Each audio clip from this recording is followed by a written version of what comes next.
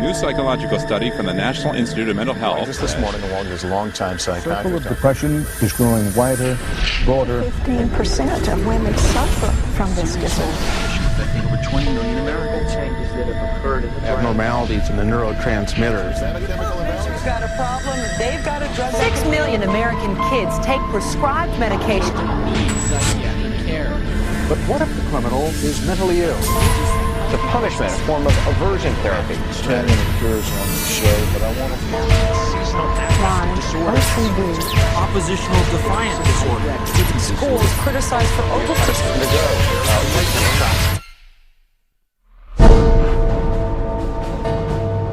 Everywhere you look, there it is.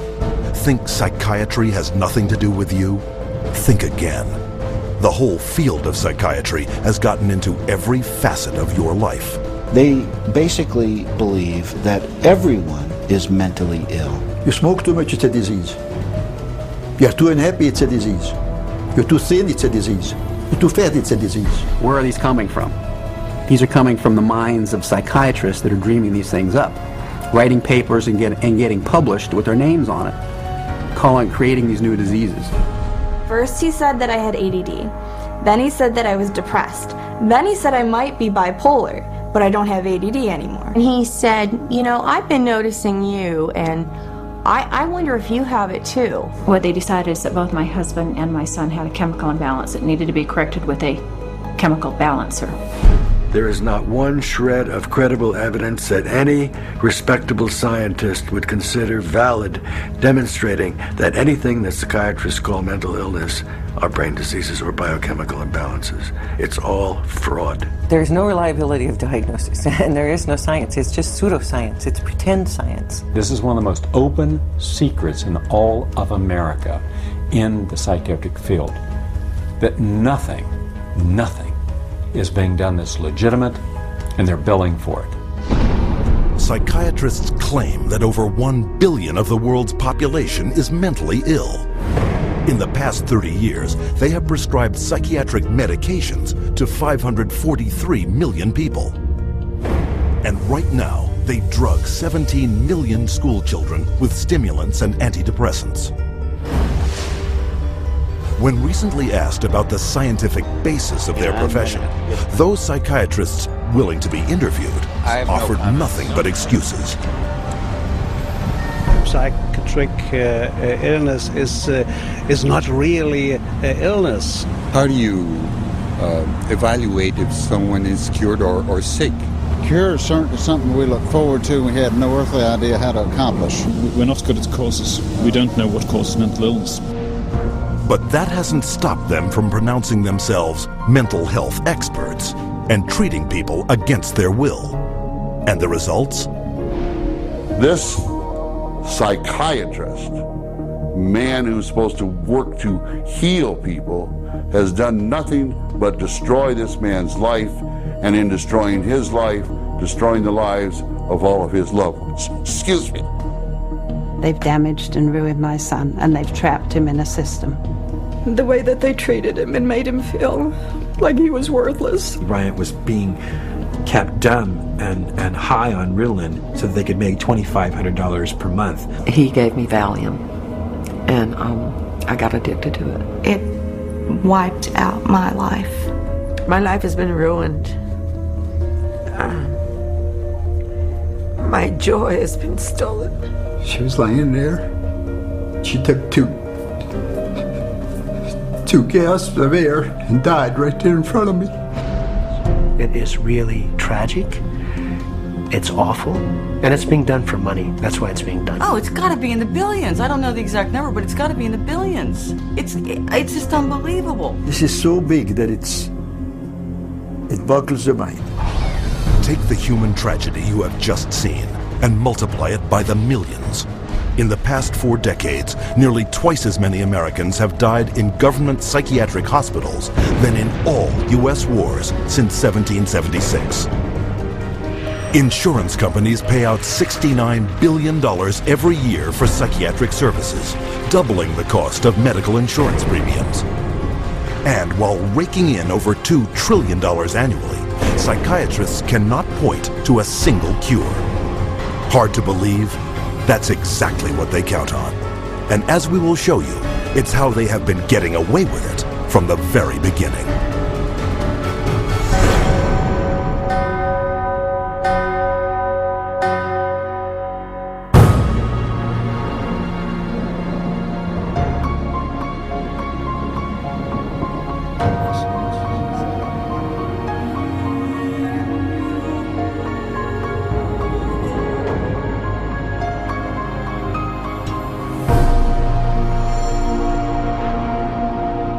The roots of psychiatry have to do with control, power, and alienation from certain groups of people who were uncomfortable to be around. They were locked up in these places to get them out of the way. The history of psychiatry, I think, really is related to institutions. Bethlehem Royal Hospital in London was one of the world's first psychiatric institutions. Commonly referred to as Bedlam, the hospital was little more than a warehouse for those deemed mad. Inmates were confined to cages, closets, and animal stalls, chained to walls, and flogged, while the asylum charged admission for public viewings.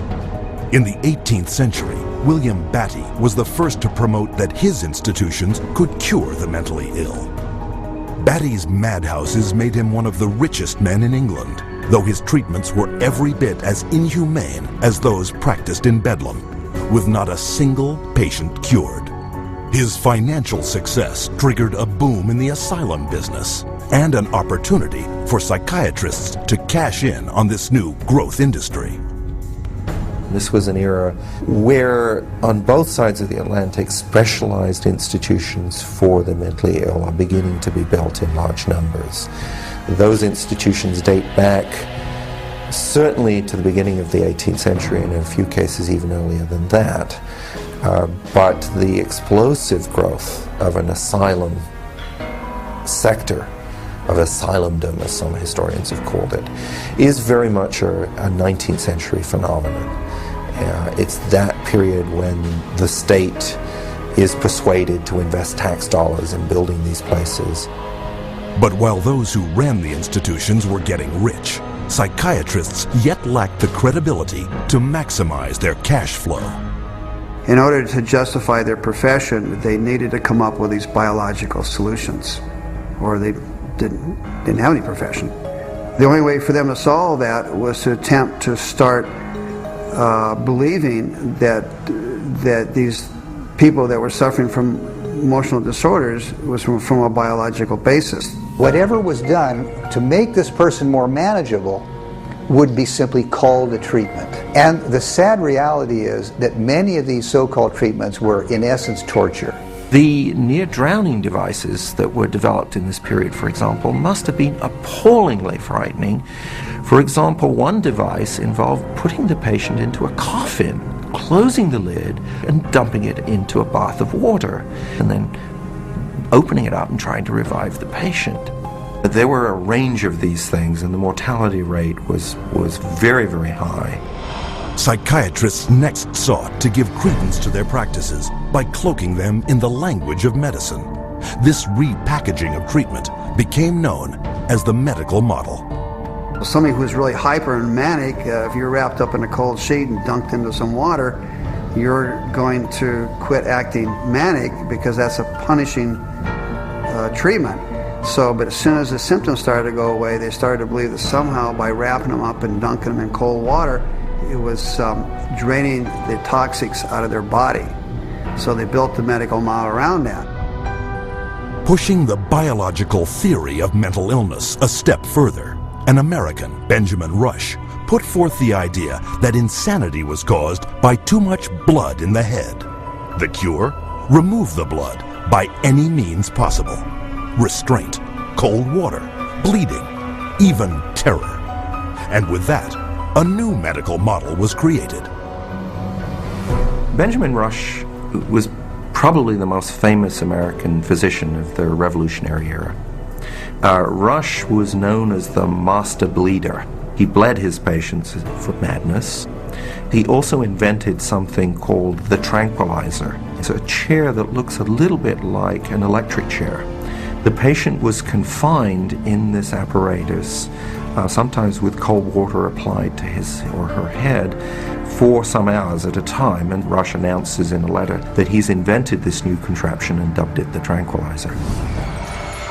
Rush's often lethal procedures were detailed in his 1812 textbook, which remained psychiatry's authoritative source for the next 70 years.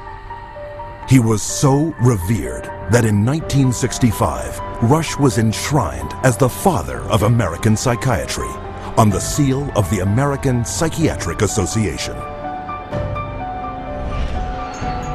As the 1800s wore on, psychiatry's mounting failures at curing madness threatened their financial bottom line, forcing them to invent new medical models.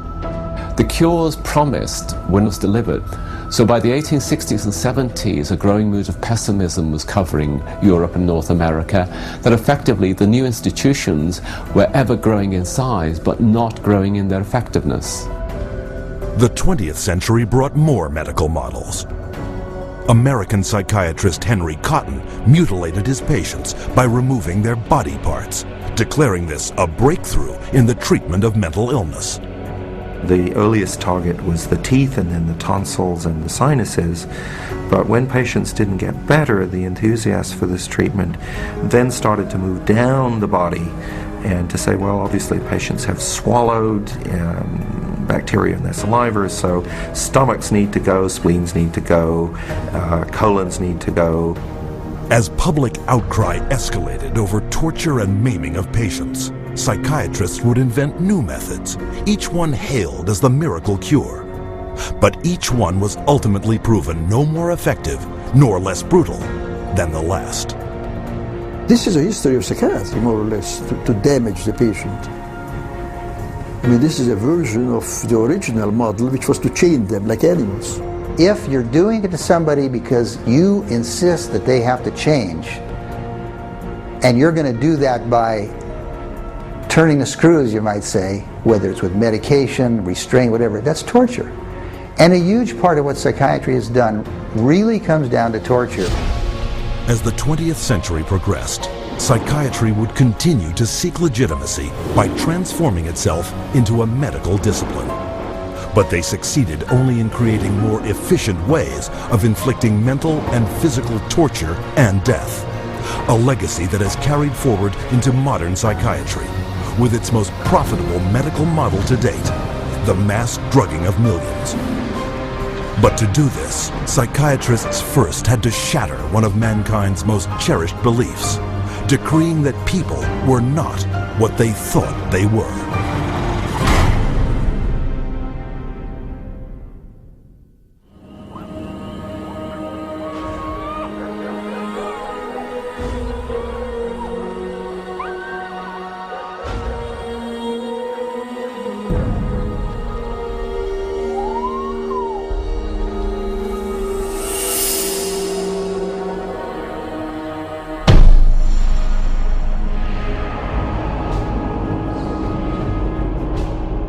Leipzig University, Germany, 1879. Professor Wilhelm Wundt experiments on the human senses. Wundt declares man's thoughts, personality, and behavior are nothing more than chemical reactions in the brain. Wundt became frustrated with his inability to change behavior because he was dealing with the original, psychology. That's the psyche, that's the soul. He created a new science, which was based on man being an animal without a soul, to be trained.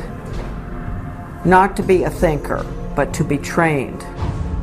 Students from around the world gathered to study Wundt's new definition of man as a soulless organism. The spirit of the age was summed up by German philosopher Friedrich Nietzsche. Gott ist tot. Gott bleibt tot. Wir haben ihn umgebracht. Following Wundt's theory, a Russian, Ivan Pavlov, conducted animal experiments seeking methods to modify behavior. Pavlov studied in Wilhelm Wundt's laboratory in Leipzig, Germany, in the late 1800s. And he experimented with dogs, with electrodes and stimulus response, denying privileges to denying rewards. And he noticed that when you brought out some food in front of animals, dogs in particular, that they would begin to salivate. So he'd ring the bell at the same time that he brought the food out, and then eventually, instead of bringing the food out, he just rang the bell, and of course the dogs got all excited. He called that a conditioned reflex. Pavlov's first human subjects were children. He punched holes in their cheeks to collect and measure their saliva. Pavlovian conditioning became one of the major foundations of a lot of behavioral science research in the 20th century. The idea that behavior could be controlled through repetitive conditioning became known as behaviorism. The behaviorists believed that all children are animals and can be trained as animals. This was the view of behaviorists. As a matter of fact, John Watson, the most famous of the behaviorists, says that you have to treat human beings or look at human beings the way you would look at the ox you slaughter. See, the behavior is not interested in what's up in your head or your soul because they don't believe there is a soul. Watson's successor, Harvard psychologist B.F. Skinner, believed all behavior could be manipulated to suit whatever ends the behavioral psychologist was seeking.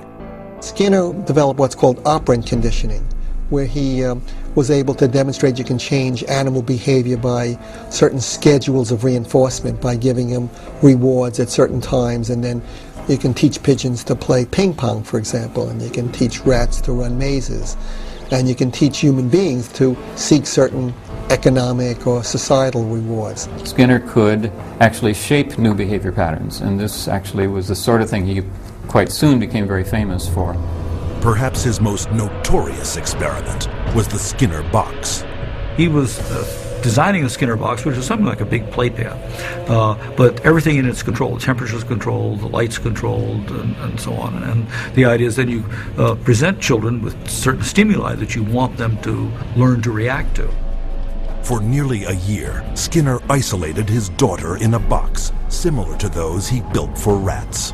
The child was stimulated and had to respond in a certain way, like a chicken or a rat in a cage, because they firmly believe that children are animals.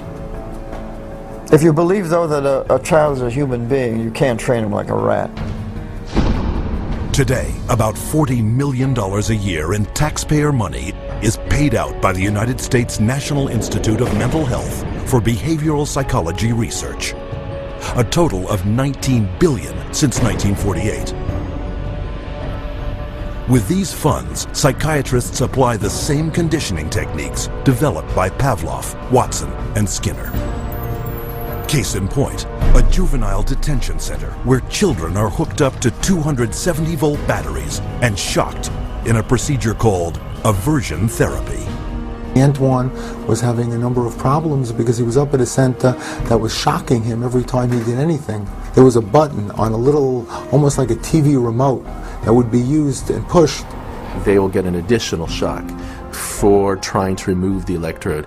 So they're expected to sit there and let this electricity pass through their skin without trying to remove it. If they yell in anticipation of the shock, they will shock the student an additional time for yell. The cost to send a student to Judge Rottenberg from New York is about $214,000 per student. These students are tortured. They're given this electric shock therapy for no other reason but to inflict pain. Other techniques include administering electric shock to treat sexual deviance, sending powerful magnetic impulses through the skull to interrupt brain activity, and shooting high voltage through surgically implanted electrodes, all to stifle problem behavior, and costing up to $100,000 per patient. And while this science without a soul led to behavior modification techniques that continue to generate billions in research and treatment, it also laid the groundwork for another psychiatric movement that would cause the deaths of millions.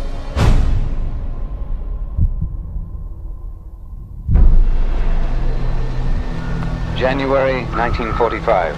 As World War II comes to a close, the full horror of Hitler's final solution is exposed, with grotesque killing factories unparalleled in human history. Mass graves filled with corpses of men, women and children, murdered by starvation, bullets and poison gas. What could drive men to commit such atrocities against their fellow human beings?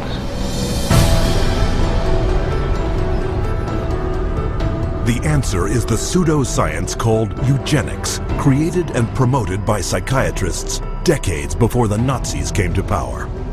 The eugenics movement got started in 1883 with Francis Galton, and he felt that human beings should take evolution in their own hands, and that the most talented individuals, the most healthy individuals, the most attractive individuals should have more offspring. There was great concern that people that they considered had poor genes were reproducing faster than the people they considered had good genes. They felt that a medical solution might be the proper one. This is what led to the sterilization movement.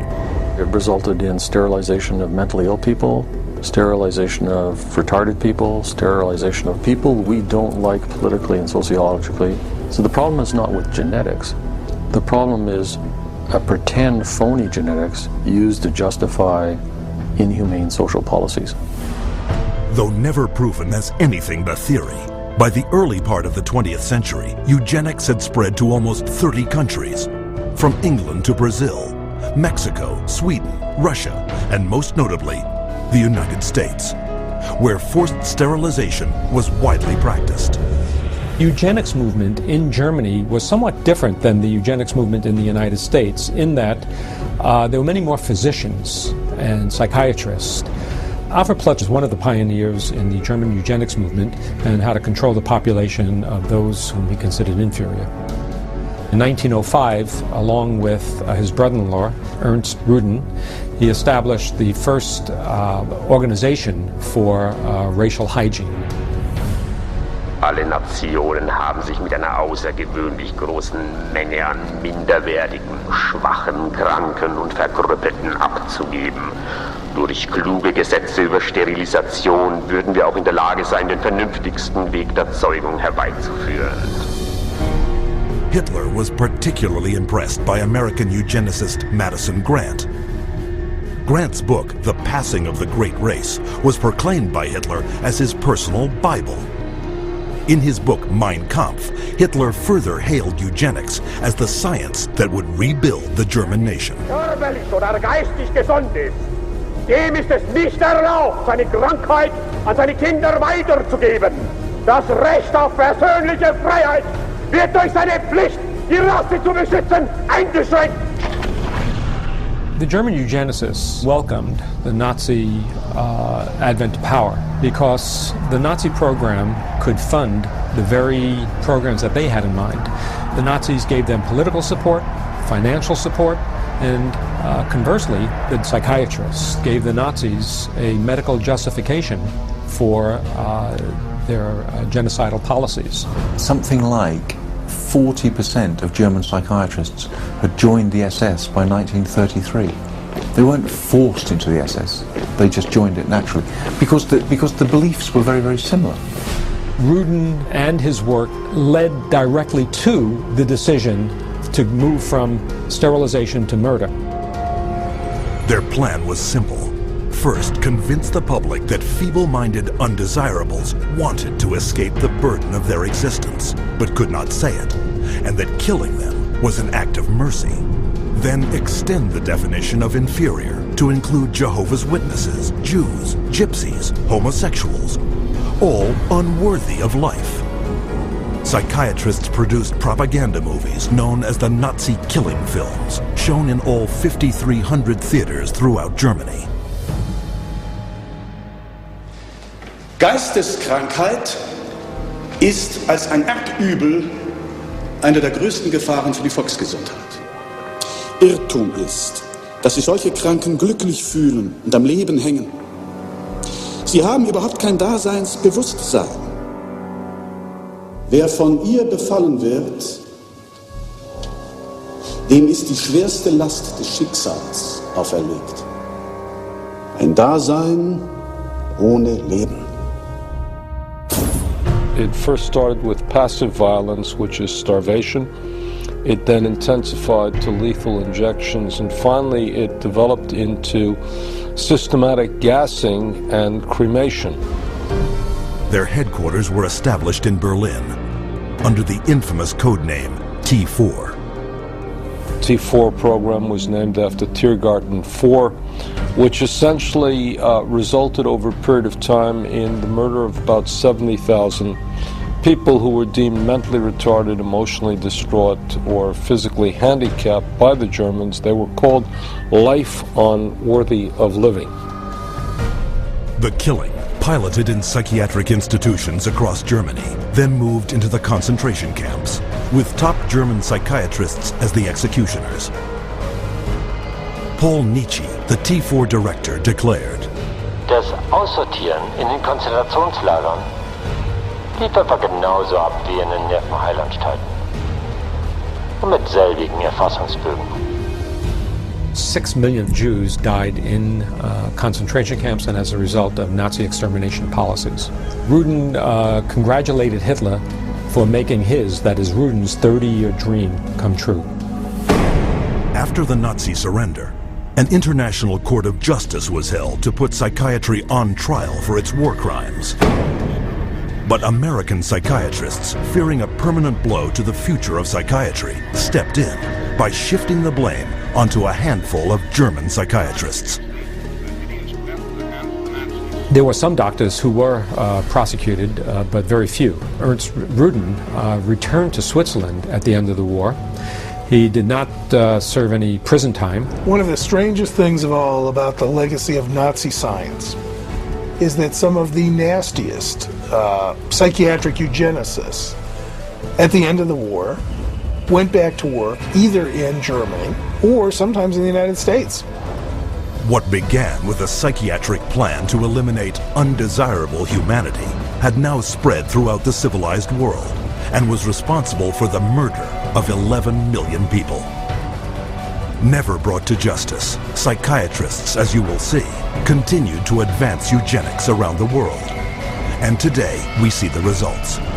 In racism, human misery, and unending social conflict.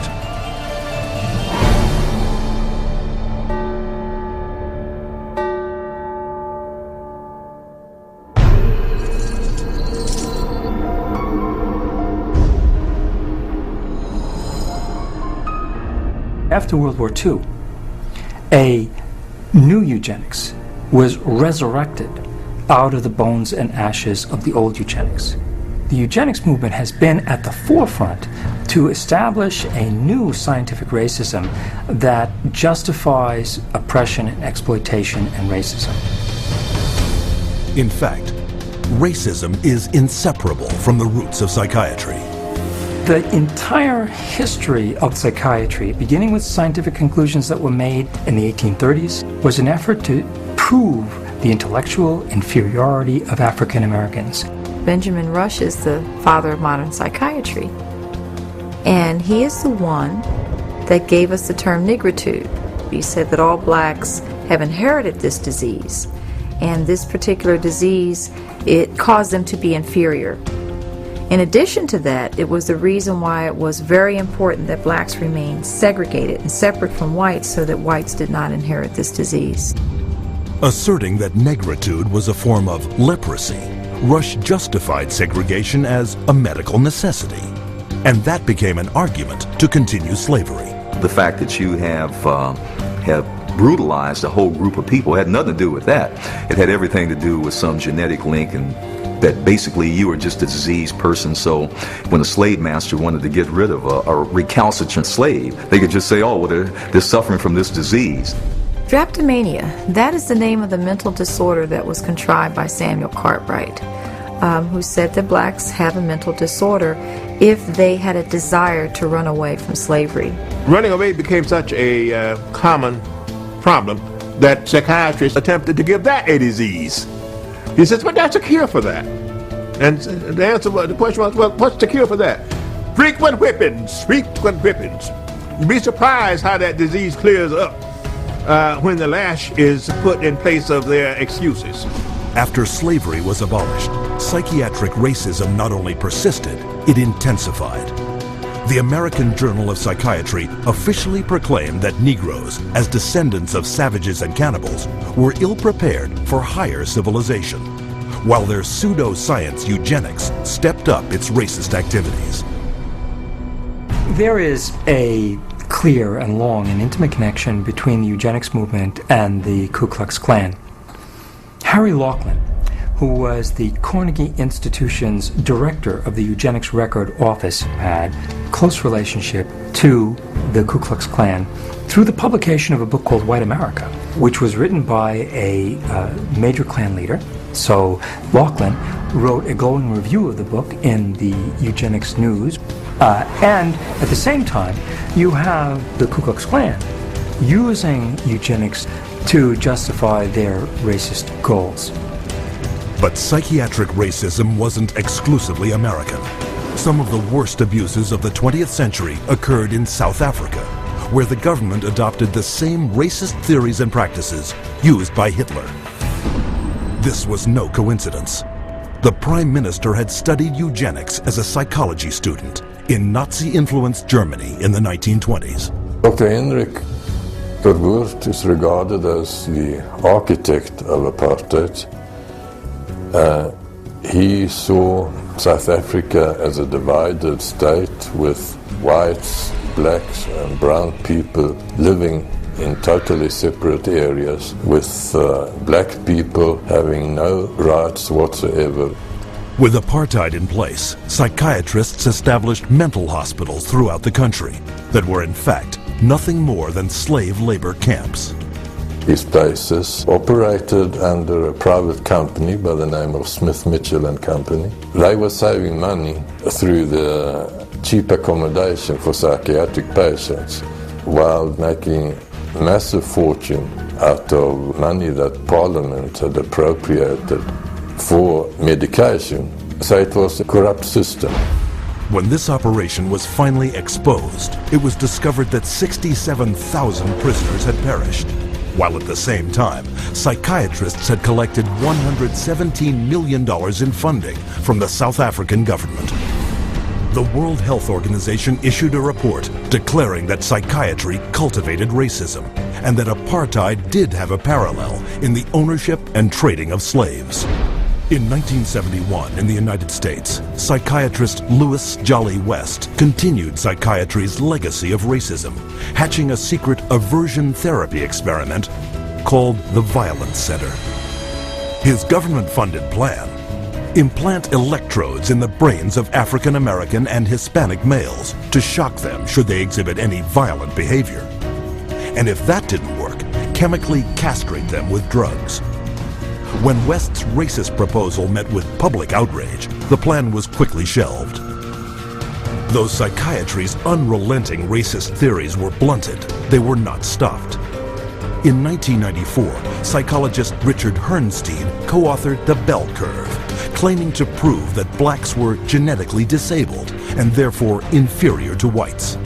The Bell Curve really argues a very old eugenics idea. It argues that people are born with different kinds of intellectual abilities, that these are inborn pretty much at birth. It goes back to the notion that somehow black people are genetically and biologically inferior to white people as a way to justify what was really its programs of social racism and social sexism. And you see that kind of thinking going on in public school testing and IQ testing and educational testing and tracking. And this new tool fit into that old mold. It was a new tool that could prove the intellectual inferiority of African Americans. Psychiatric profession has done great damage, certainly in the past, and far too many in the present too, to subvert democracy and perpetuate racial stereotypes, even more, deep racism in society. We have to battle against this continual misinformation, disinformation, pseudoscience. It can be repackaged in whatever form or format it is, but if it is based solely upon the color of one's skin and then is the merit of that human being, I just reject it.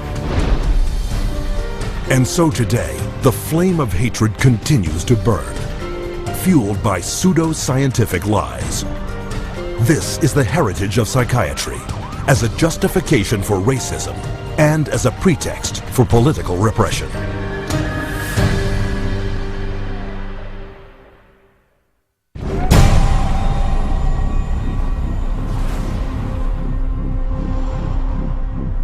верными коммунистическим идеалам, убежденно, с революционной настойчивостью претворять в жизнь ленинский завет, учиться коммунизму, трудиться самоотверженно, по-коммунистически, всей жизнью своей, утверждать на земле дело Ленина, дело партии. Клянемся!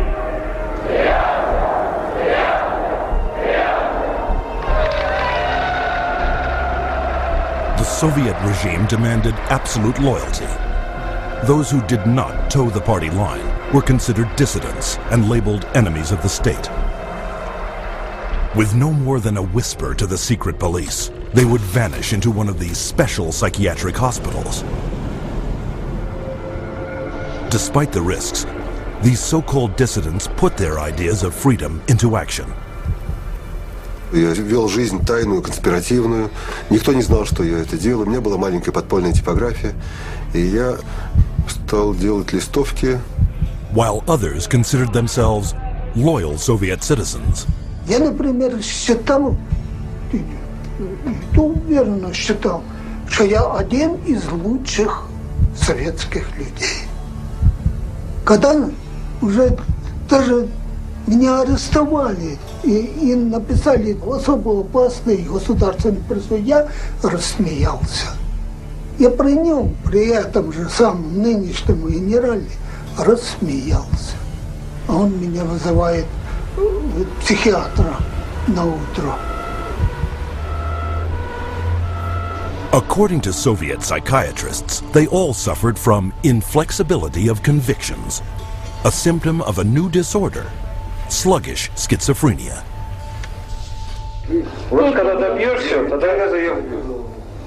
Так, до конца пей. Я не буду с ним. Ребята, не заставьте его. Давай пей, брат.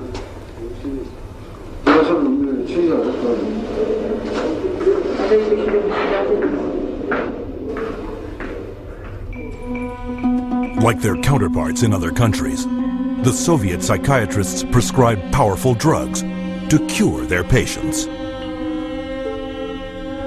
Но они никогда их с удовольствием не принимали. И находят пути их не принимать. Мы обязаны просмотреть прием лекарственных препаратов, чтобы больные лекарства дошли до больного. Вот они где-то уже, как говорится, в горле проглатывают, все, ротовая полость чистая. И потом такие делают какие-то движения, отрыгивают. Врач на обходе говорит: как себя чувствуете, Петр Петрович? Я говорю: послушайте, вот, там, когда 5 кубиков галоперидола, туда, например, слюна до полу, там перекошенность вся, значит, одни мышцы растягиваются, другие сокращаются, совершенно ужасные позы, лицо все ужасное, на душе страшно просто. Я человека, вот самое главное, описать это состояние невозможно. Санитары совершенно безнаказанно могли избивать. По любому поводу. Или вообще без повода. Вот, например, санитар открывает дверь, и вдруг, если тут ты оказался, например, в проеме двери. И вот этого достаточно было, чтобы, скажем, получить удар. Если больной, скажем, оказывал сопротивление при избиении, то его могли привязать, и привязывали, и избивали, и продолжали избивать уже привязанного. Проходит, допустим, год-два, там выписывают убийц, выписывают насильников. Михаил, ты бы лучше убил бы кого-нибудь, мне бы легче было тебя отсюда вытолкнуть. Это было, вот, растало такое чувство безысходности. From 1967 to 1987, the Soviet government arrested over 2 million people who, for political reasons, were diagnosed as mentally sick and were forced to undergo psychiatric treatment. Even today, psychiatry remains the coercive tool of choice for governments throughout the world. What we've learned is that in Gadno or Guantanamo Bay, that we had teams of healthcare professionals called the biscuit teams, behavioral scientists, psychologists, working with the military to advise them on how far you could push a prisoner. There are abuses that have been documented around the world. We have healthcare professionals who have committed potentially acts of treason within their medical ethics. And there's nobody supervising that. There's nobody making them stand accountable to their medical ethics. But psychiatrists have never reserved physical and mental torture exclusively for political prisoners. Throughout history, they have repackaged it and sold it to the public as therapy.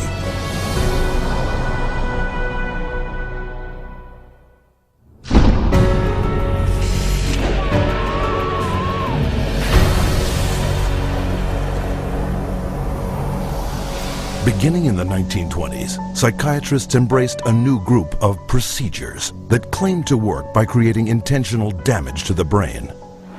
Manfred Sokal had this notion that he could kill just the bad brain cells, that somehow we have good brain cells, we have bad brain cells. So if you give people enough insulin, you kill those bad brain cells, and if the person survived this epilepsy, they would be better off for it.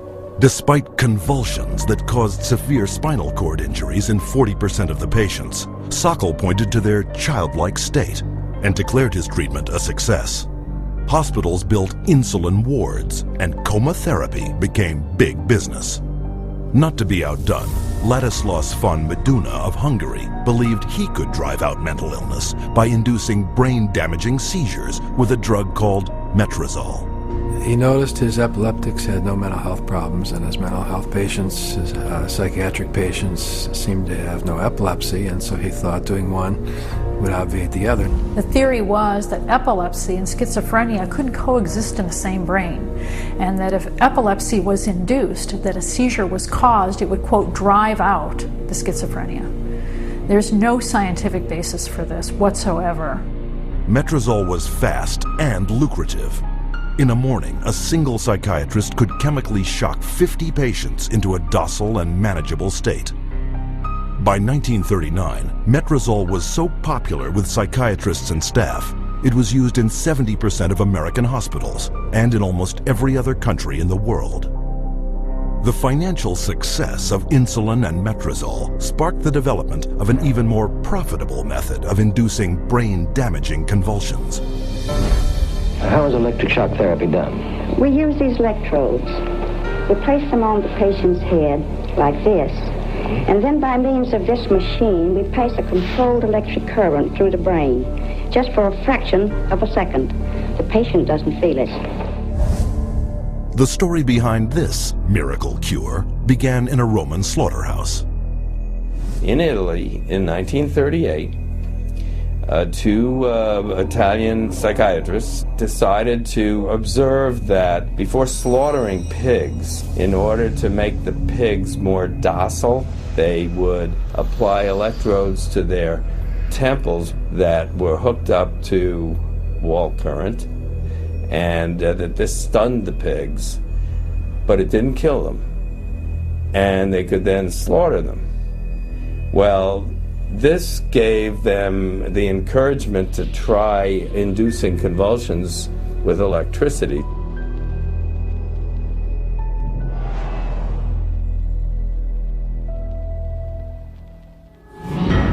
We would see teeth falling out, broken spines, bones knocked out of joint, broken bones, and people even getting internal organ damage from being restrained while they were having these uncontrolled writhing seizures, convulsions.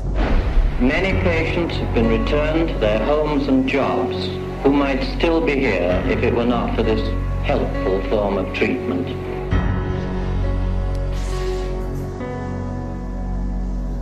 Having successfully sold brain damage as a cure, psychiatrists searched for even more precise ways of targeting the brain. This was jump-started in 1848 when an explosion blew a steel rod straight through the head of Vermont railway worker Phineas Gage. While Gage survived, his personality was dramatically altered. 70 years later, Portuguese neurologist Igaz Moniz would try to obtain a similar result by drilling into a patient's skull and squirting pure alcohol directly into the brain, killing the tissue of the frontal lobes. Moniz called this new procedure a lobotomy. Dr. Walter J. Freeman would become lobotomy's most infamous practitioner. He discovered he could do it faster without having to drill through the skull. There was no anesthesia. And he would just lift up the eye and stick nothing more than an ice pick right into the brain, right under the orbital bone, and then just rake the thing back and forth until he was satisfied that he had caused enough disruption of brain tissue, and then pull it out. Freeman traveled the country in his lobotomobile, hacking apart his patients' brains on stage, or sometimes right there in the vehicle. And he would pull up and offer lobotomies to people, get referrals from the local doctors, or sometimes people didn't even go through doctors. They'd go right to the lobotomobile, and he would just do the brain-damaging procedure right there. By the time his surgical privileges were revoked after his last patient died on the operating table, Freeman had performed or supervised over 3,500 lobotomies, more than 25% of which, by his own admission, left his patients in a vegetative state. They lobotomized 1 million people in the 40s and the 50s and beginning of the 60s until they came to the conclusion that this was a destructive treatment. But though the stories of miraculous cures were soon exposed as brain-damaging frauds, psychiatrists kept one step ahead, inventing new forms of psychosurgery, passed off as medical advances. I completely shuddered from head to toe. And that's what I heard in my head when he drilled something in my brain. Northwest, actually, of the centre home. Sorry, I had to do that. Yeah, why did you have to do that? I went, oh, funny, and Did you? my head all shook inside. Oh dear. Oh, my head shook inside. Yes, all right. Everything shook, the eyes, everything was teeth. Oh, that's one more. That was grievous bodily harm done to my brain. And nobody has the right anyway to play God with somebody's brain. The whole operation took about 8.5 hours, and they kept me awake for every second of it, and I remember every second of it. And I still remember it to this day because I have this operation every day of my life. Whether I like it or not, I have it. Psychiatrists still tout the benefits of lobotomy, a treatment that earns them $31 million annually.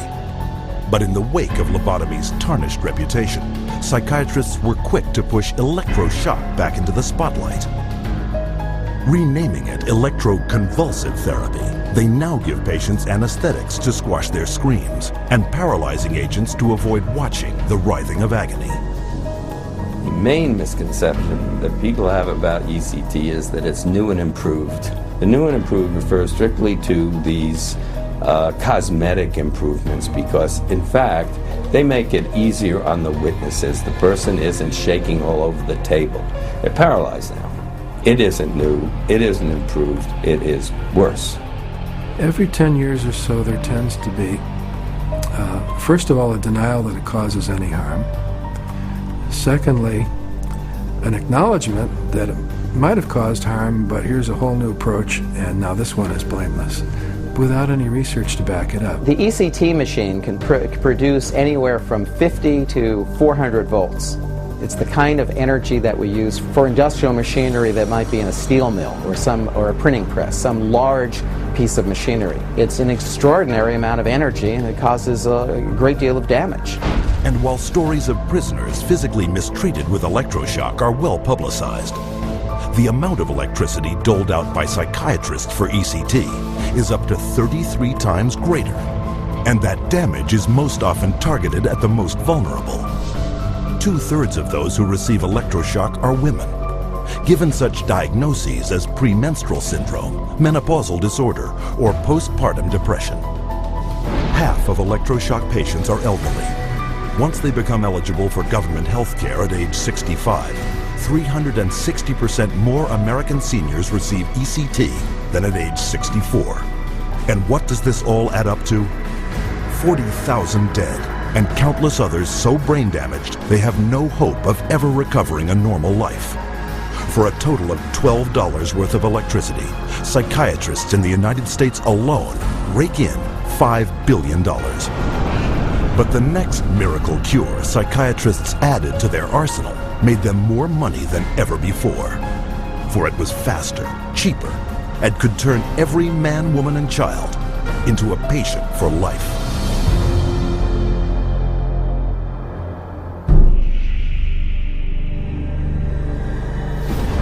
By the early 1950s, psychiatrists discovered their next miracle cure.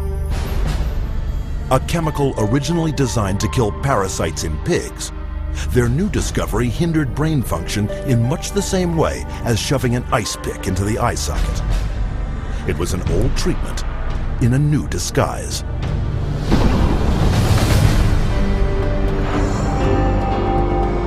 With the advent of these new tranquilizing drugs, it seems not too much to say that we're on the verge of an entirely new era in the treatment of mental illness.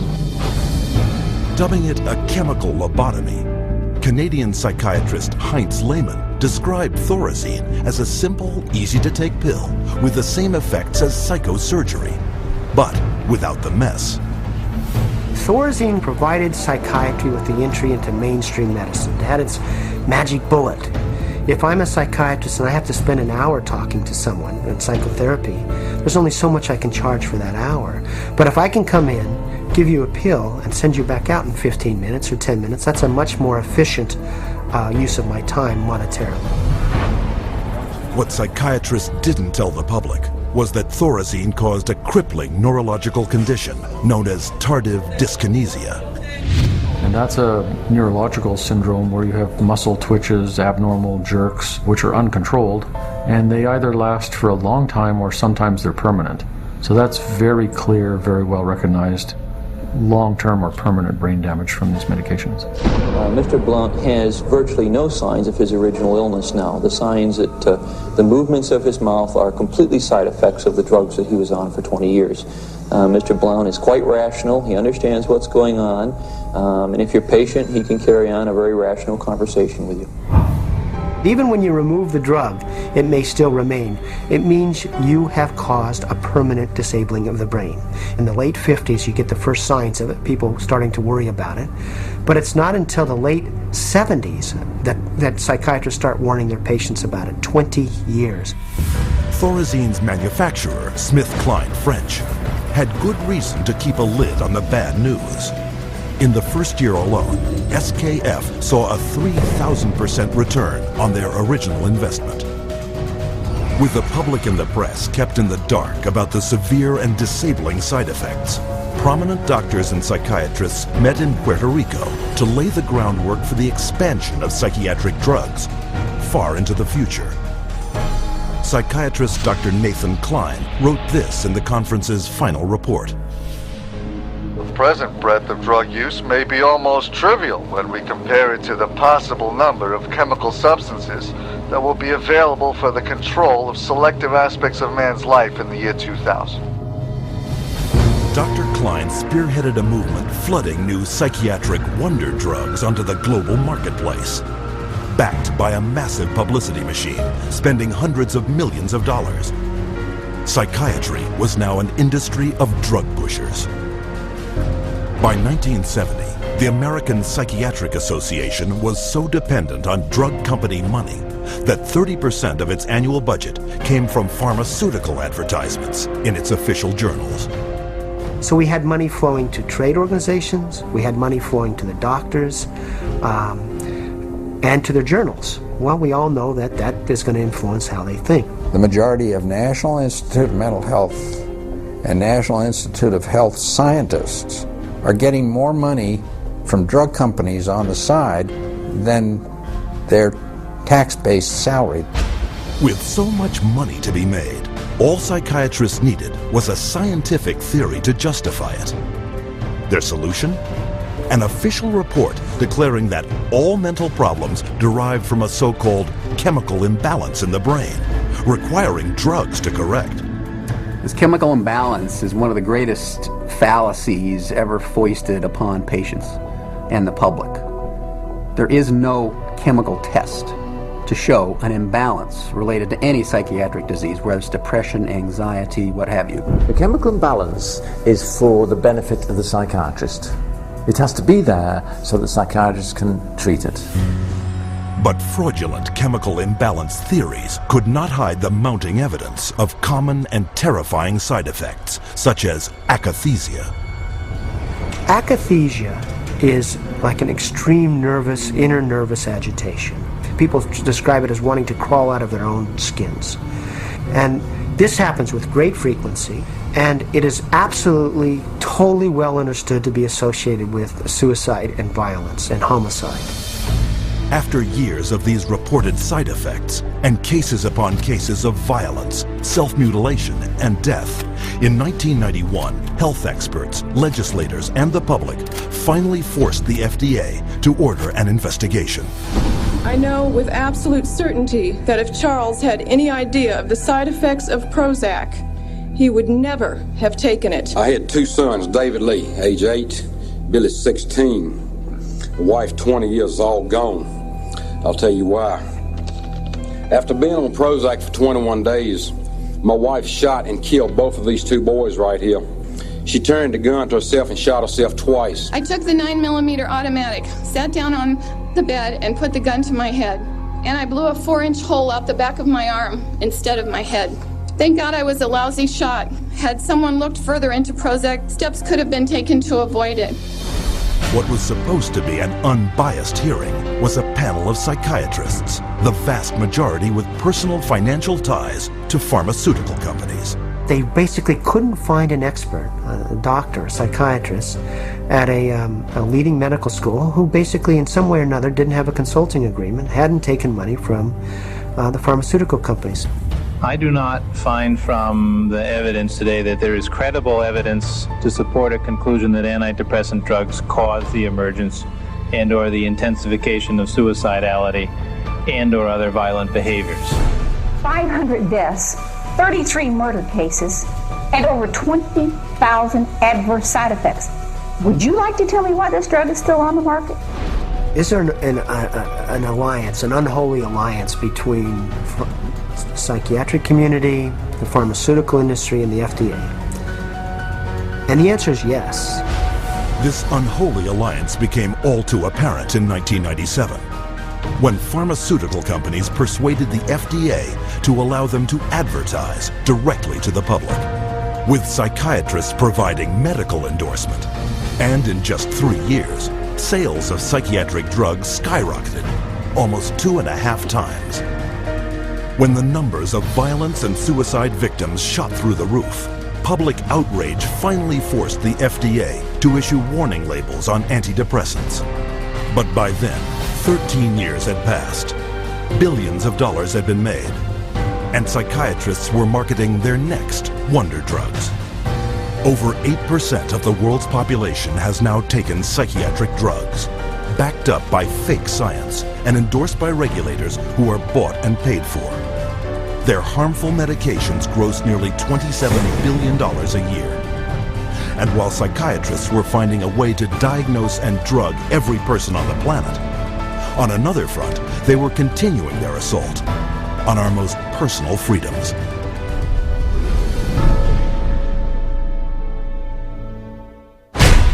Psychiatrists demand the absolute right to determine what is best for the so-called mentally ill.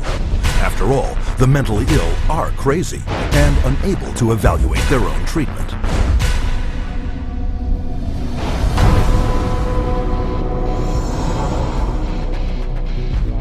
To enforce their authority over others and keep their institutions filled at profitable levels, psychiatrists use a method called involuntary commitment. When you go to a real doctor, say a family doctor or a cardiologist, a patient always has the right to refuse treatment. So there is no such thing as involuntary treatment when it comes to clinical medicine as practiced by real doctors. Psychiatrists, of course, believe that people can be treated against their will. In 1956, psychiatrist Winfred Overholser presented a plan to Congress intended to take involuntary commitment to a whole new level. The plan: purchase 1 million acres of Alaskan wilderness, build a huge mental asylum, and change the commitment laws so that anyone could be shipped off with no more than a simple nod from a psychiatrist. The bill sailed through the House of Representatives, but when the public caught wind of the plan, they became enraged, referring to it as Siberia, USA.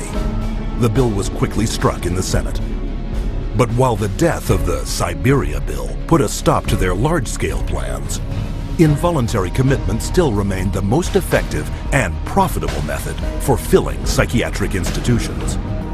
Again, the person has committed no crime and has no trial and is sent directly to a mental hospital, which is really a prison. How many people go to an insane asylum and say, please lock me up? Doctors don't lock up anybody. Psychiatrists lock you up. Even children can be taken from their parents with little legal recourse. They just invaded our home. They came in with officers. Our kids were scared. You know, they come in with pieces of paper and say, you're giving us your kids. And it's like, you know, how can they just come in and do that? She said, you could be arrested for medical neglect. And I said, but how was that when, you know, this is my child? And I see that he doesn't need that much medication. Why would you threaten me with something like that? At 10 p.m., 2 policemen and 2 social workers came to my house and took all 4 of my kids away. Once committed to psychiatric hospitals, patients are drugged and restrained. The more a person objects, the more this objection is construed as symptom of a mental illness. At which point the person would be locked up in restraints. There would be the ankle, the knee, the waist, the head, the wrist, and the shoulder restraints. And if when that process was happening, if there was almost any resistance at all, the person then would be medicated to a point where they would almost be knocked out. We had one case where they actually took a patient in a seclusion room and beat him up. And then they lied about it to the services that investigated. So it's a pretty wide range of abuse issues that we've encountered. Psychiatric staff provoke their patients into violence so they can bill insurance companies up to $1,600 a day for each restrained patient. A patient would resist diagnosis, resist treatment, and also want to leave treatment while they were at the hospital.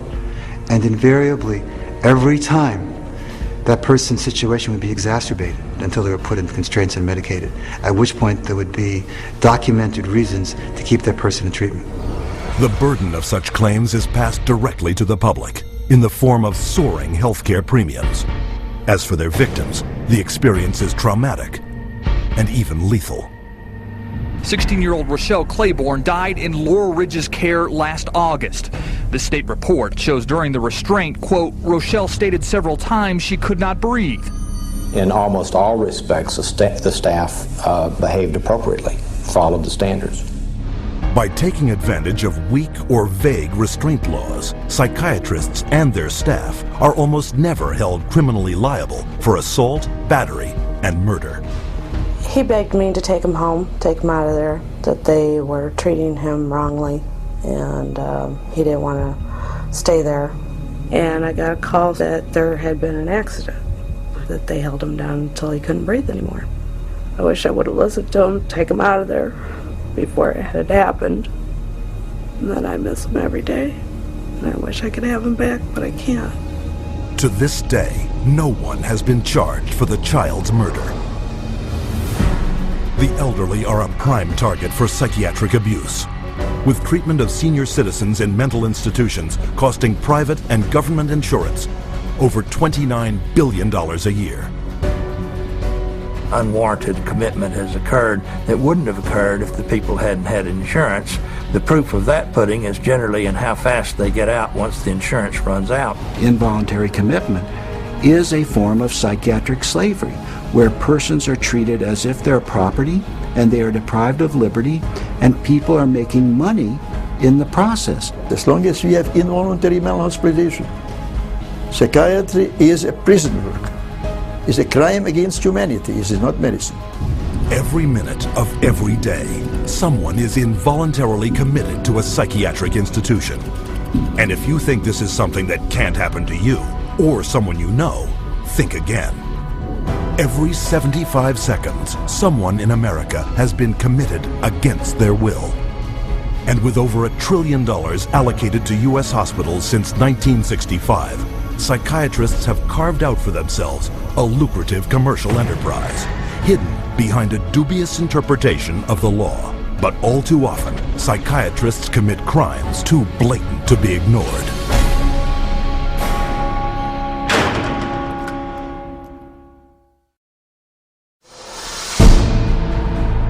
The FBI has raided the headquarters of one of the nation's largest operators of psychiatric hospitals. Hundreds complained of overbilling, misdiagnosed conditions, and insurance fraud. Investigators say they found more than 5,000 similar cases in all 50 states. Psychiatrists clearly are getting rich. Psychiatrists traded drugs for sex, filed false insurance claims, and exploited patients sexually. We have uncovered some of the most elaborate, aggressive, creative, deceptive, immoral, and illegal schemes being used to fill empty hospital beds with insured and paying patients.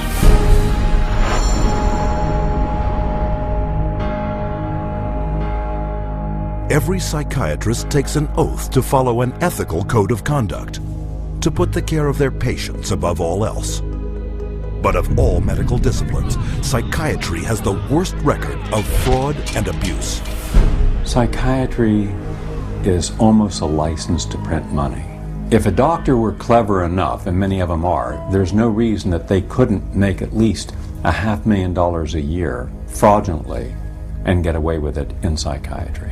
I don't purport to have deposed every psychiatrist in Las Vegas. I can tell you for a fact I haven't. Maybe I've deposed half, and by and large they were a dishonest, deceitful, lying bunch of people. So prevalent are their deceptive and criminal billing practices, insurance investigators have slang for it, like the California wave and the $100 handshake. $100 handshake is when usually a patient is institutionalized. Psychiatrist, psychologist will visit that person, shake hands with them, say, hello, I'm Dr. so-and-so, I'm taking care of your problem here, and then leaves. They might have 10 or 20 patients there. They bill an hour for each one, and they might be in the hospital for a total of 30 minutes. So 20 patients, 20 hours, and they'd send the bills off to Medicaid. We see that most of the victims of recovered memory therapy were women who had excellent health insurance, whether it was government insurance or private insurance, because many insurance policies wouldn't pay for this kind of long-term nonsense. So those people were targeted because of the nature of the insurance that they had. Every year, the U.S. psychiatric industry defrauds government and private insurance of $40 billion, using any means possible to deceive the public. There were some advertisements, very seductive advertisements, for people wanting to lose weight and were having problems losing weight. And they would be given, all expenses paid to go to a particular spa. But when they got to this spa and went in and signed in, it wasn't a spa, it was a psychiatric center. And then they couldn't get out. What instead they received is they received massive doses of mind-altering drugs, and they were kept for a lengthy period of time, and their insurance carrier was billed tremendous amounts of money for something that was unnecessary. But their lies go beyond the psych ward and into the courts, whereas paid witnesses, they will say anything to collect their fee. A psychiatric expert who will have one opinion in one scenario and a completely opposite opinion in another scenario based on which law firm or governmental agency is paying for his time. These psychiatrists, on one hand, will tell the public that suicide can be prevented, but will go into court and tell a jury that suicide cannot be prevented. And then once you show his prior inconsistent statements, you also show that he is paid very well by pharmaceuticals, then the jury says, you know what, we're not so sure about you because you just lied to us. Add to the greed, dishonesty, and avarice their sex crimes. Accounting for only 6% of the physicians in the country, psychiatrists commit 1/3 of the sex-related offenses committed by doctors. It has happened so often that by the mid-'80s, the insurance companies who insure physicians across America started writing sexual claims out of the policies altogether. That's how common it was. The system was so broken that more than 25,000 complaints had been registered, but nothing acted upon. When a psychiatrist has a patient, a female patient, and abused them sexually, there's a very high probability they'll get away with it. I've seen many cases where the mental health professional becomes very disturbed and is using very strange and odd treatments, and that can go on for many years with no one finding out about it because it's not very public. It's quite private. Things happen behind closed doors. Tragically, their sex crimes often involve children. Case in point, Dr. C. Markham Berry. On the surface, a well-respected member of his community. But all that shattered when he was arrested on child molestation charges. Van loads of child pornography were removed from his home, and the subsequent investigation uncovered his sexual abuse of former patients, boys aged 7 to 17, who he photographed and sodomized. All part of what the state called 50 years of Berry's rampant, undetected sexual escapades with children. This is not an isolated incident.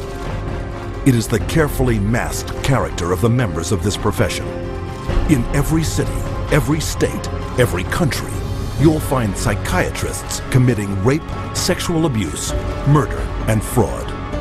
And as you will see, psychiatry's entire credibility depends on the biggest fraud of all.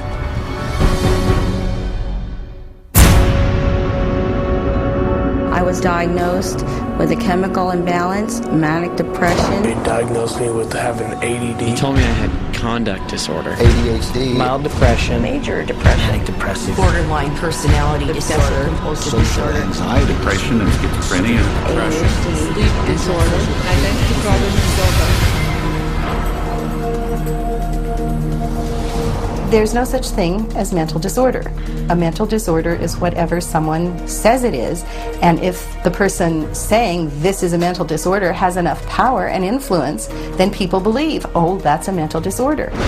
But you can't have power or influence without credibility, so psychiatry manufactures its own. It's based on a grab bag of checklists for disorders that are published in a book called the DSM, which is the Diagnostic and Statistical Manual. There are no statistics in this book, by the way. That just makes it sound more scientific. They create this cluster of disease, and they get together and they vote. Is this a disease? All in favor, say aye. It's marketed as a scientifically based document. Now, the American Psychiatric Association, which publishes the DSM, do a lot of work to create an aura of scientific precision around the DSM, but it's not scientifically based. Since the first edition of the DSM, the number of mental disorders voted into psychiatry's diagnostic manual has grown to 374. And with each new disorder, psychiatrists create yet another way to defraud the public. If you have 27 ways to bill in the DSM, that's 27 ways to bill. If you have 300, that's 300 ways to bill. So you can pretty much find anyone walking on the street that could fit into a DSM somehow. When you build insurance companies, you can't say the word. You've got to send in a number. And they have numbers for the most ridiculous things. You know, like arguing with your mother or peeing in the bed. Adolescent rebellion disorder is an official psychiatric diagnosis. Arithmetic learning disorder is an official psychiatric diagnosis. General anxiety disorder is a recent diagnosis. For each one, there is a 5-digit code with a decimal point. Now, the implication of that is if I have illness 403.16, that's different in some important and scientifically proven way from someone who has 403.17. And nothing could be further from the truth. Incredibly enough, while presenting the DSM to the world as scientific fact, Psychiatrists freely admit its utter lack of science.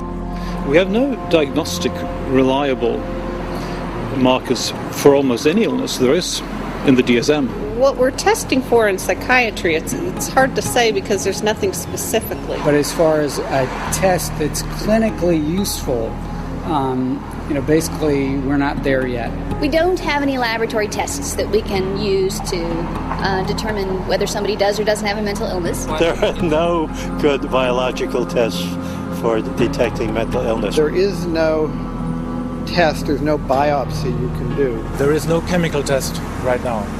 There are no specific tests to confirm the diagnosis or show the improvement, like any blood tests or any x-rays or anything like that. Oh, in my practice I don't do any tests. I just speak with people and listen to them, and then I make a decision in what kind of illness. These diagnoses vary as widely as the psychiatrists who make them. In this hidden camera footage, a person visited several different psychiatrists, complaining of the same symptoms. I'm extremely unorganized, and I didn't used to be.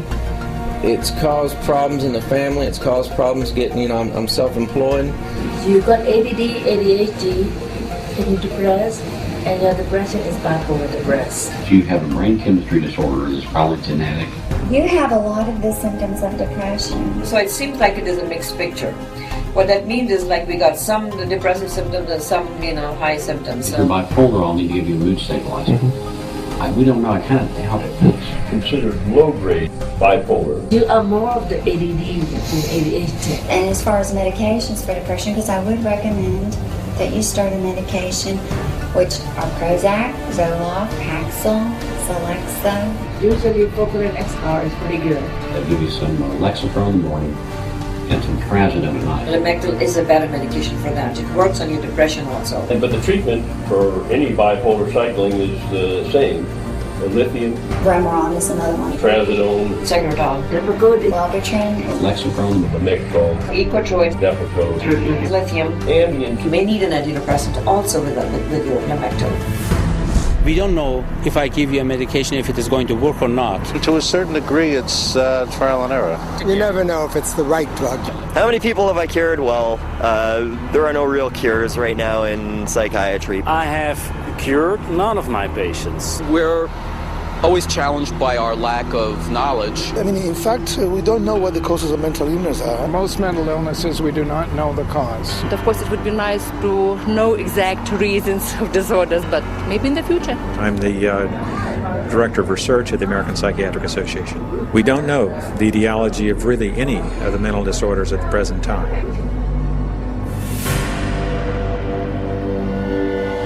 DSM-5 is coming out. It's grown to 10 times its original size, and it labels everybody. I could find 5 diagnoses that would fit you or anybody else. Compare this to the research methods of pathology, a real science that discovers real diseases using a wide variety of precise diagnostic tests. We do millions of laboratory tests as well as the structural examination and the microscopic examination. It's a whole series of applied scientific procedures. In the case of psychiatry, there isn't any laboratory tool that can precisely identify a psychiatric disease and allow it to be classified. It's not as if there's some study of tissue or some study of the body or some study of matter. These are all categories which are made up. They're simply made up. They don't exist in nature. They're decided upon by psychiatrists and voted on. Psychiatrists are not the only ones who benefit from the DSM. Wherever you find a psychiatric diagnosis, you'll find a psychiatric drug. The pharmaceutical corporations now contribute enormous sums of money for the education of psychiatric residents and for the support of research by their professors, so that psychiatry today has become in America, has become very largely the learning of which drug to use with which disease or disorder. We need to make sure that we understand the very close interactions among the American Psychiatric Association with its DSM, the pharmaceutical companies, who love the fact that every time there's a new edition of the DSM, there are dozens more categories in there, and so more conditions for the drug companies to say, oh, we've got a pill for that. In 2006, a study revealed that 56% of all psychiatrists deciding what disorders to list in the next DSM had financial ties to at least one drug company. Today, we see the consequences. A barrage of drugs, each one targeted at an invented disorder that is backed by an arbitrary diagnosis found in the DSM. The fact that it is couched in the language of science without necessarily having any of the scientific data or underpinnings to justify it is as threatening as anything we've seen today. And psychiatry's latest and most expensive ploy to fool the public by imitating legitimate medicine? Brain scans. We can scan all the brains we want to. The fact that we see changes in different people's brains, changes in functioning, doesn't mean that we've discovered anything that has its origin in the brain. It just means that we're seeing changes, but it doesn't mean that there's something wrong with the brain. Psychiatrists and psychologists use the DSM to label 450 million people worldwide as mentally ill. A total equal to the populations of France, Italy, Germany, Canada, Australia, the United Kingdom, and Russia combined. While sales of the psychiatric drugs they push have topped $27 billion annually, funding from world governments for these patients gross psychiatry $440 billion a year. And much of this money comes from the diagnosis and drugging of our most trusting and vulnerable.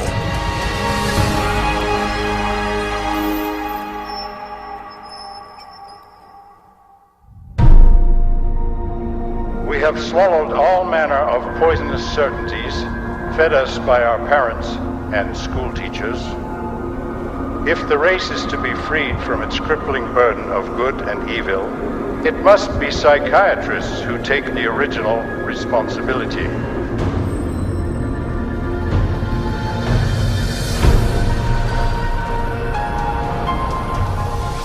Brock Chisholm's declaration typified the psychiatric onslaught aimed directly at our school system. They actually said that the purpose was social control, not to pass on knowledge, not to give him something so that he can go into the world of work. In 1950, psychiatrists and psychologists from around the world met at the White House to propose a total reorientation of the public school system. The White House Conference on Mental Health in the 1950s was a landmark that served to bolster the idea that schools would serve their communities better as mental health clinics than they would as institutions of learning. In the early 60s, the world of psychiatry started to really go places in this country. Little by little, it came into our schools, our educational system. And by 1965, it was written into law. Psychiatrists were given the green light for the wholesale labeling and drugging of school children.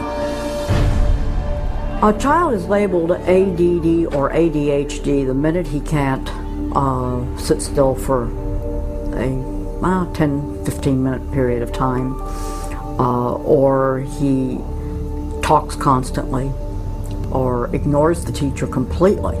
That will get him and earn him an ADD or ADHD label.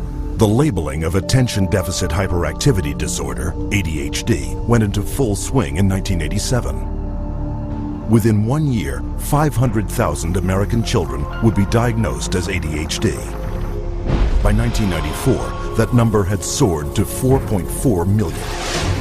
In response to widespread public alarm at this apparent epidemic of mental disease, the U.S. government-funded National Institutes of Health assembled a panel of prominent doctors and psychiatrists to explain to parents and educators exactly what ADHD was.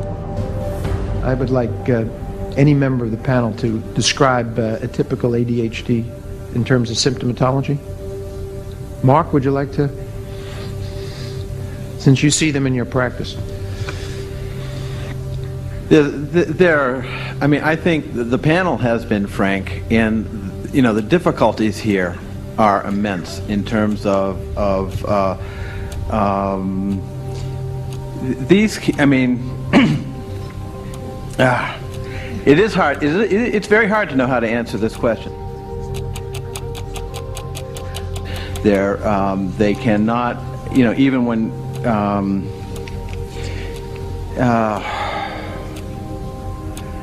they are as if driven by a motive. There are some good clinical descriptions.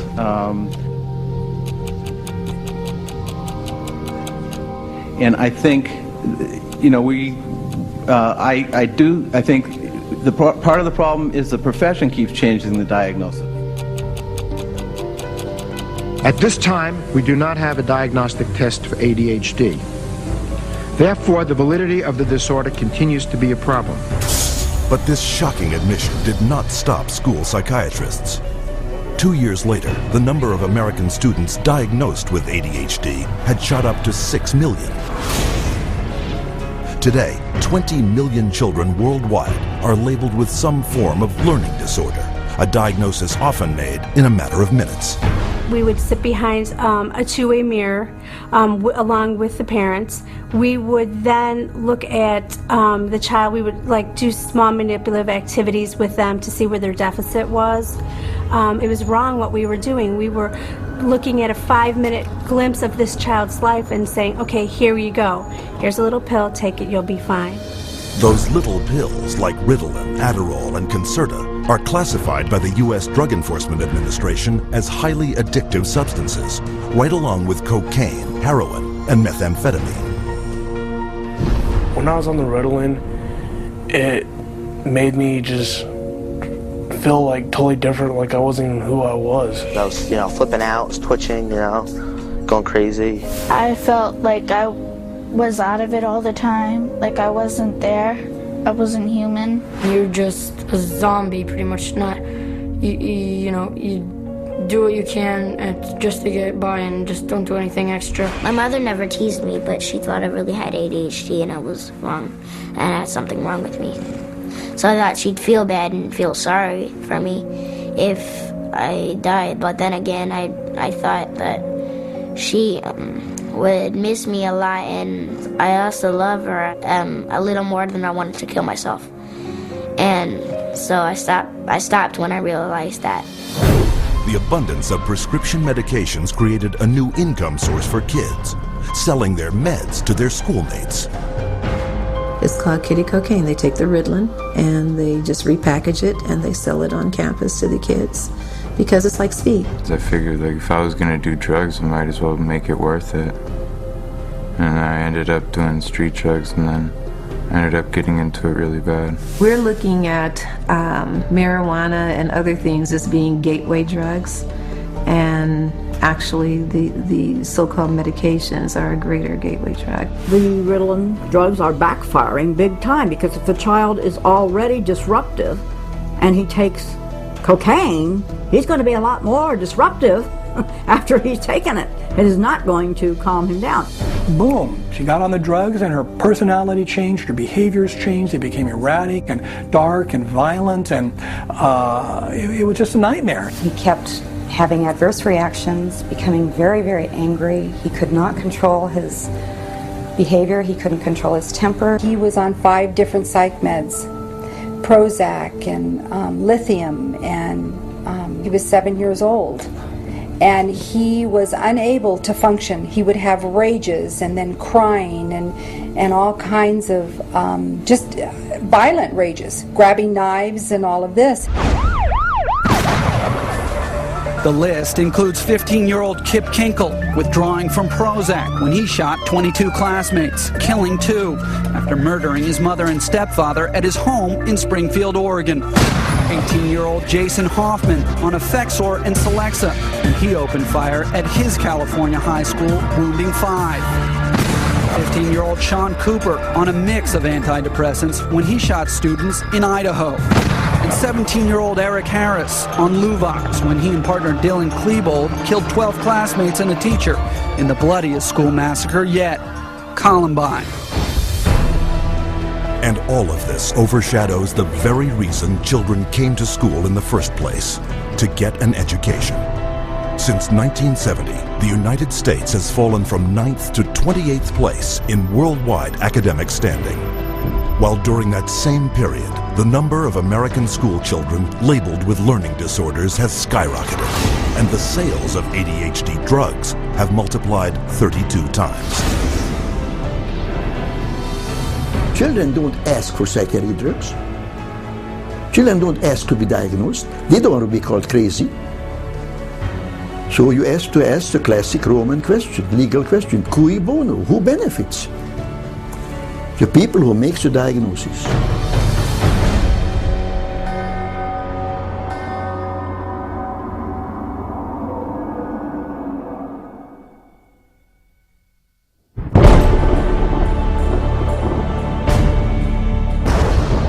Psychiatry should actually go into government, that politicians should listen to psychiatrists. Psychiatrists should be in every parliament and should direct and monitor political activities.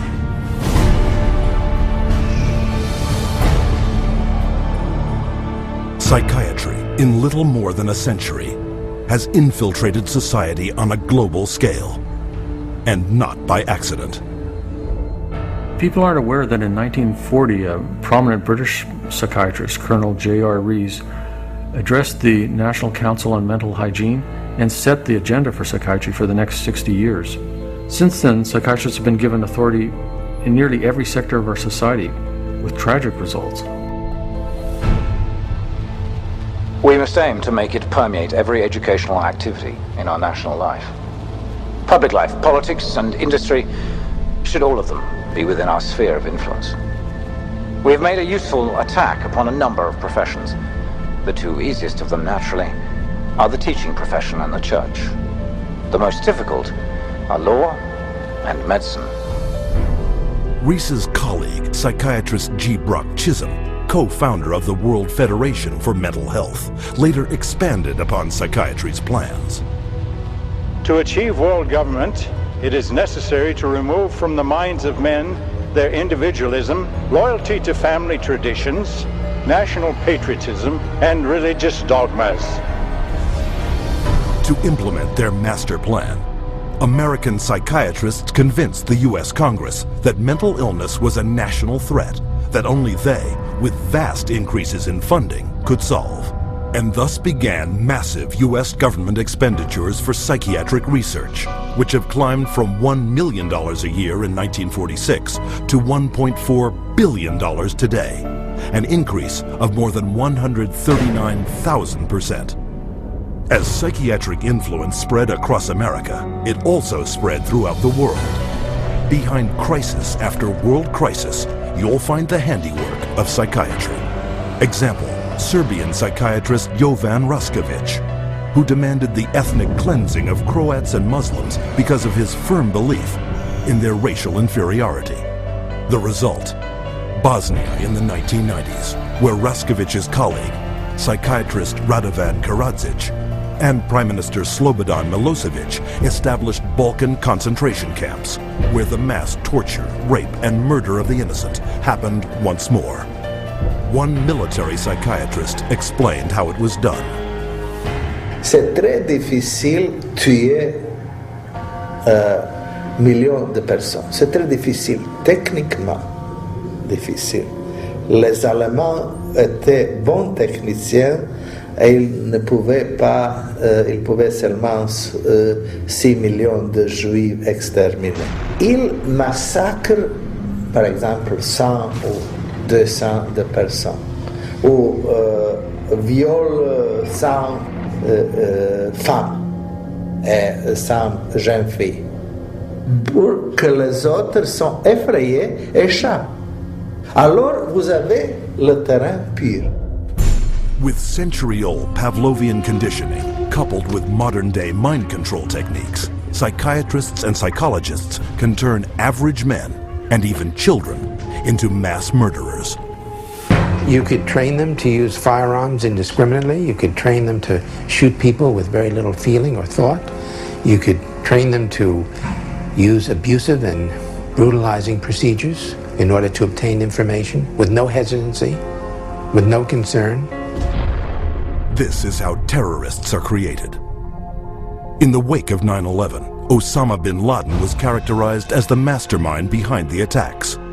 But the acknowledged brain trust and commander of Al-Qaeda is Ayman al-Zawahiri, educated in psychology and pharmacology at the University of Cairo, and the author of the Al-Qaeda training manual on the use of coercive psychiatry. And orchestrating the terrorist bombings in Madrid, Abu Hafiza, another Al-Qaeda operative, relying on those same techniques to manipulate the minds of men. You can implant memories. Memories are potent sources of motivated behavior. If you implant enough memories of specific kinds, you can shape and change the nature of human thinking and feelings. And it was thought to be a kind of ultimate weapon, because what greater weapon could there be than control of the human mind? You can control minds, and you can move people around, particularly when you control their lives. It's easier to control their minds. When we look at psychiatry and psychology, social control is the primary agenda. And that agenda is being put in place throughout the world right now, using mental health screening campaigns fed to the public under such innocuous sounding names as Teen Screen. The national government is actually encouraging it and wanting to test every single kid in our public school system. All children are put under this kind of a test for psychiatric evaluation, a 10-minute test that tells them absolutely nothing. I predict that upwards of 90% of all the people screened will be diagnosed as having a psychiatric disorder, which means that we'll have an entire generation that will be a perfect profit center. The man behind the Teen Screen program, psychiatrist David Schaefer, consultant to the U.S. Department of Defense. They're not just screening children to have complete control of the 52 million children in school. They're screening now, and that bill, they will screen their parents, and they will screen all adults in America. The idea of mass screening for mental illness in the American population, run by a government initiative, is one of the scariest ideas I ever heard of. Psychiatry is politics, has always been politics. It is politics pure and simple, because psychiatry was always the application of force against people who don't want to be forced. It's a sad thing, and parents better wake up.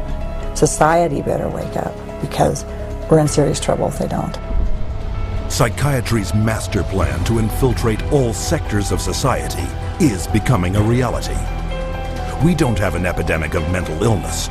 We have an epidemic of psychiatry. Something can and must be done about it.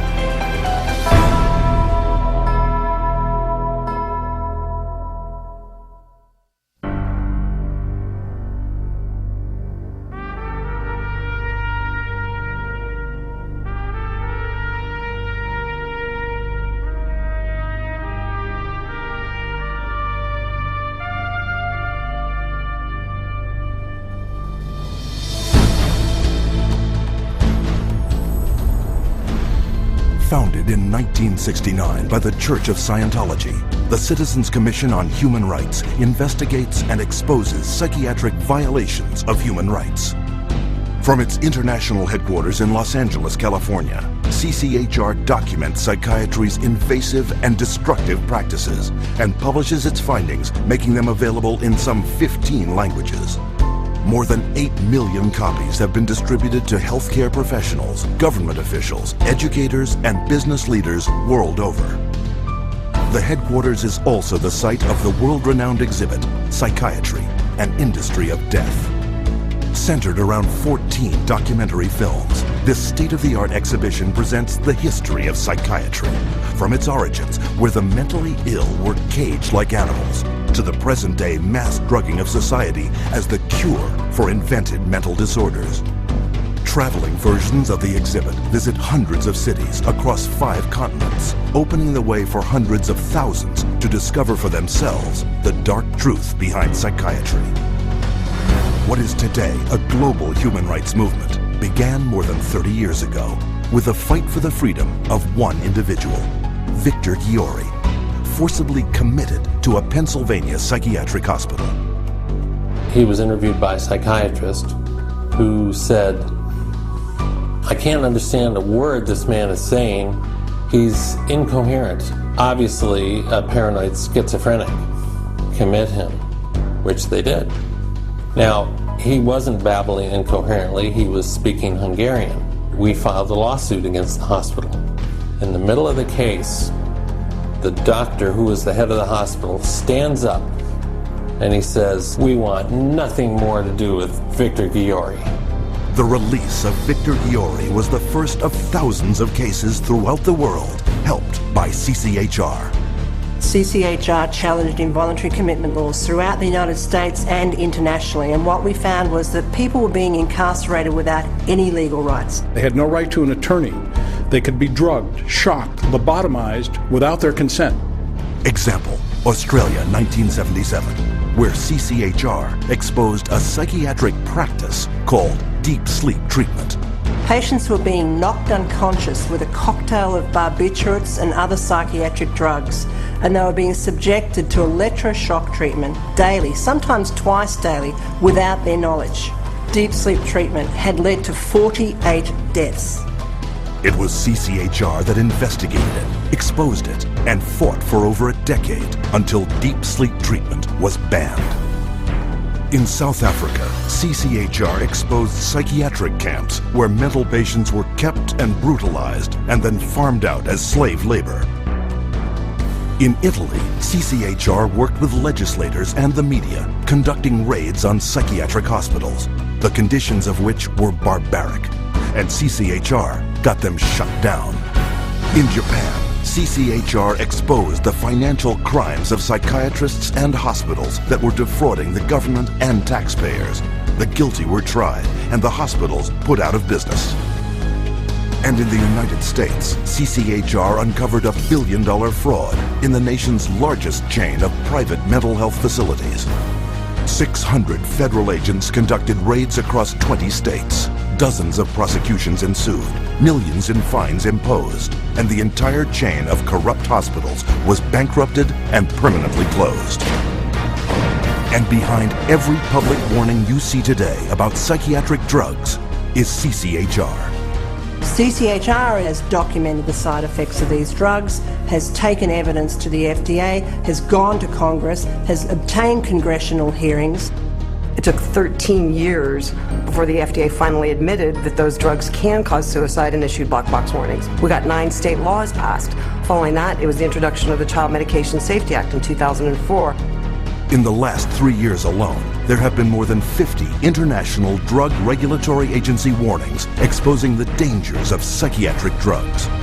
History has told us every workable method that could be used to help people who are seriously disturbed, who do need some sort of treatment, has been suppressed and smashed by the vested interests of psychiatry and the pharmaceutical industry. The public's largely been getting their information from the industry that benefits on putting them on psychiatric drugs. It's an advertising campaign. It's not science, it's marketing. CCHR is causing things to change by being champions for a growing number of well-intentioned people who are risking their professional careers to speak up against the abuses of psychiatry. Having that support from a group like this has made a tremendous difference in what I feel personally that I've been able to accomplish. So I think of CCHR as fellow soldiers. I'm unaware of any other organization that does the kind of work that CCHR does, particularly on the scope and the level that they do. CCHR has been very effective at moving the ball down the field.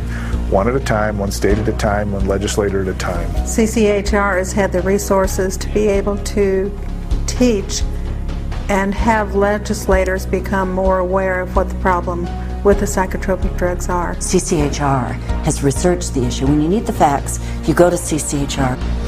Today, CCHR has over 300 chapters in dozens of countries around the world. Wherever and whenever psychiatrists abuse human rights, CCHR takes its message to the streets. From the United States to Japan, and from Canada to the United Kingdom. Prominent members of CCHR lead marches to secure the protection and freedom from psychiatric abuse for everyone. It's essential that CCHR does their job and gets the support to do their job. Because the extent to which they do, the whole vehicle that's out of control about psychiatry gets to be contained and gets to be eliminated. It scares me to think if this doesn't happen. I've seen up close what it's like, and it scares the daylights out of me.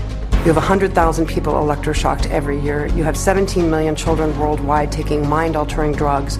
You have people being involuntarily committed every 75 seconds, and it's all under the guise of mental health. The only way that you are going to get humane treatment into the mental health system is to take psychiatry and the vested interests out of the picture. And only then will you see people truly obtaining mental health. You have two choices. Either you pretend you knew nothing about it, or you do something about it. With knowledge comes responsibility. That's why we're here. That's why people are joining forces with CCHR. Thousands from every faith and walk of life have already joined. CCHR investigates and exposes psychiatric violations of human rights, and will continue to do so until psychiatry's abusive and coercive practices cease and human rights and dignity are returned to all. Your help is needed. Join us in the fight.